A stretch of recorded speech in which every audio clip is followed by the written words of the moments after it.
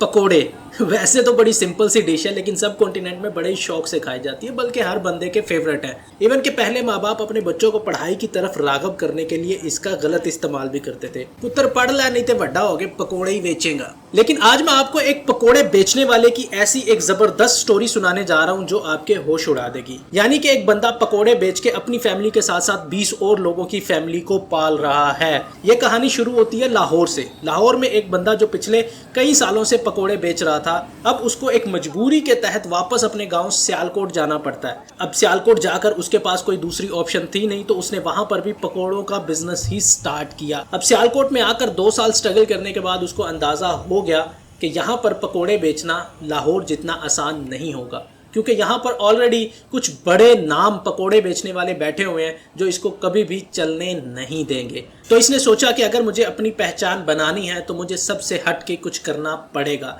तो ये वो टाइम था जहां पर इसने अपने पकोड़े के ऊपर काम करना शुरू किया। लेकिन पकोड़े के ऊपर काम करने के बावजूद भी इसको वो रिजल्ट नहीं मिल पा रहे थे जो कि ये एक्सपेक्ट कर रहा था, क्योंकि इसके कंपटीशन में कुछ लोग ऐसे थे जो कि इससे बहुत बेहतर पकोड़े बना रहे थे और इस चीज़ का अंदाज़ा उसे भी हो चुका था। अब इसको थोड़ी सी अपनी गेम डिफरेंट करने की ज़रूरत थी। तो इसने सोचा कि क्यों ना पकोड़ों के साथ अपनी चटनी का कॉम्बिनेशन ऐसा बना दूं कि जो एक बार मेरा पकोड़ा खाए वो वापस यहीं पर आए, जो कि उसने इवेंचुअली अपनी यूएसपी बनानी थी, यूनिक सेलिंग पॉइंट बनाना था। यही चीज़ मैं झीले साहब को समझाने की कोशिश करता हूं कि भाई अपनी यूएसपी बनाओ, अपनी एक अलग आइडेंटिटी बनाओ, लेकिन देसी घी डालकर नहीं, टेस्ट के मामले में। मैं बात कर रहा हूं बाबा बलोच पकोड़े वालों की, जो कि सियालकोट के अंदर मौजूद है।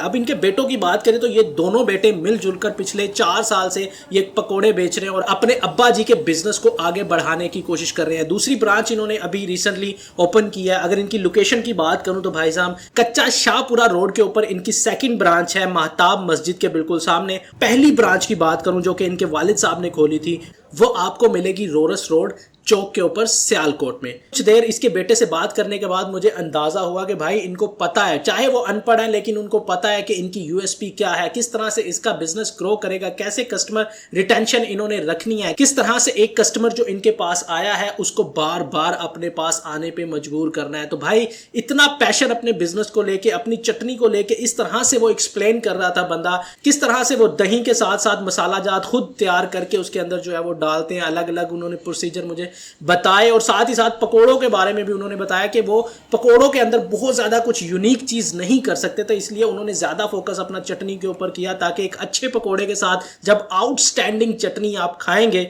तो भाई साहब और कहीं नहीं जाएंगे। तो मेरे ख्याल से भाई साहब ये परफेक्ट एग्जाम्पल है कुछ लोगों के लिए जो बिजनेस कर रहे हैं देसी घी डाल कर। उनको थोड़ा सोचना पड़ेगा कि भाई अपने बिजनेस को अगर सस्टेनेबल बनाना है, लॉन्ग टर्म के लिए लेकर जाना है, तो कुछ डिफरेंट करना पड़ेगा, कुछ यूनिक करना पड़ेगा, टेस्ट के ऊपर काम करना पड़ेगा। तो भाई साहब अब सिचुएशन ये है कि 2 ब्रांचेस खोल चुके हैं, 2 ब्रांचेस और खोलने का इरादा रखते हैं, अपनी जमीन लेने का इरादा रखते हैं और प्रॉपर इस बिजनेस को आगे ग्रो करने का ये इरादा रखते हैं। और जो फ्यूचर प्लान थे इनके बच्चों के, वो सुन के आपको अंदाजा होगा कि डेफिनेटली भाई साहब जिस पैशन के साथ ये लगे हैं कि ये अपने मकसद को अचीव कर लेंगे।